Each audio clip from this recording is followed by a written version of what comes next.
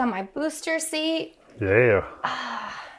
Need a sippy cup now. I need a drop cloth. All right. So this is a video we've been talking about for a really long time.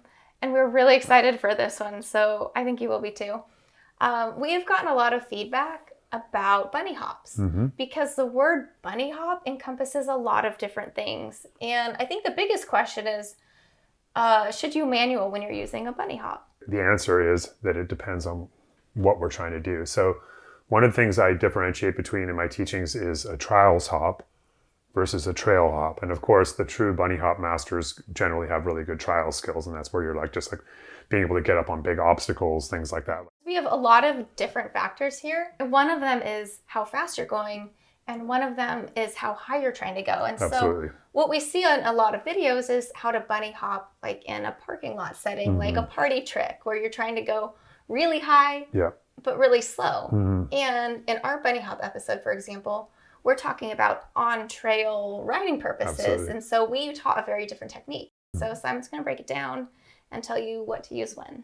Yeah, so to your point, speed actually has a big bearing on how this is going to look.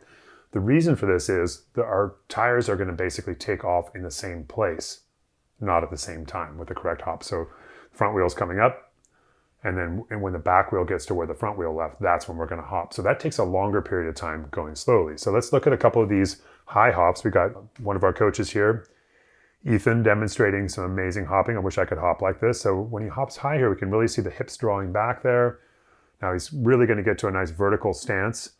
And then the back wheel is only going to take off when it gets to where the front wheel was. To get over the top, he's pushing the bars forward and landing with the wheels more or less in the same place. So then when he goes to an even bigger one here, we really see the hips come back. So on this one, the hips really come back super, super far. So cool. It's amazing. It's so high. Now look, pause it there when he's on his back wheel. So now he's standing fully upright. He's right. He's still, his center of mass is still over the bottom bracket. Super incredible shot there. From here, his front wheel has drawn up super high because he's actually trying to get over something that's about two feet high. So he's actually brought the bike all the way up onto the balance point. And from this balance point here, he's simply going to nudge the bars forward. And here he doesn't quite get the wheels to land in the same place, but that's a super high hop. So, we'll give him some slack on that one for sure. Yeah.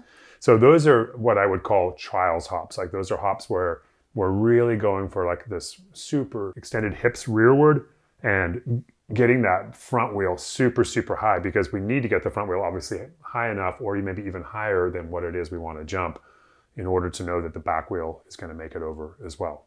So let's take a look at a trail hop now with Ethan here. He's going to be going a lot faster as we would be on trail. And we can see here that he's not really drawing the hips back very much. The front wheel is not coming up as much. Now, this is all happening in a much shorter span of time because remember, the front and rear wheel are taking off in the same place. And it doesn't take very long for that back wheel to get to where the front wheel left the ground when he's moving at this sort of speed. So let's look at the next one here. Again, just watching him sprint in. I mean, he's going pretty quickly here, sprinting into this. This is much more typical of what we're actually doing on the trail most of the time. You want to get over a branch that's down or something on trail. We're not generally doing a trials hop on trail. We're generally doing a trail hop, which does not really use a manual. So the answer to this thing is, when we started getting all these questions based on our episode that we did down in Mexico, people said, oh no, it starts with a manual. I learned it that way. Well, it can. So this is just a matter of varying degrees, right? Yeah.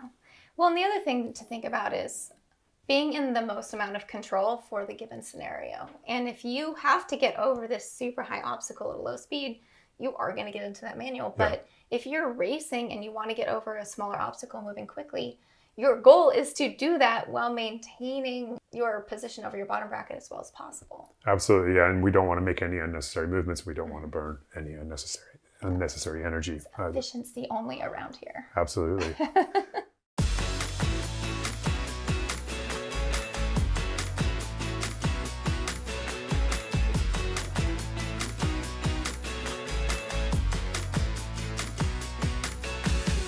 All right, so hopefully this cleared up some questions that some of you have been asking.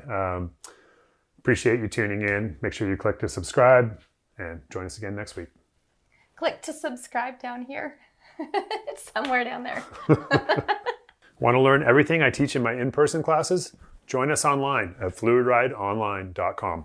Free for 7 days. Join us now.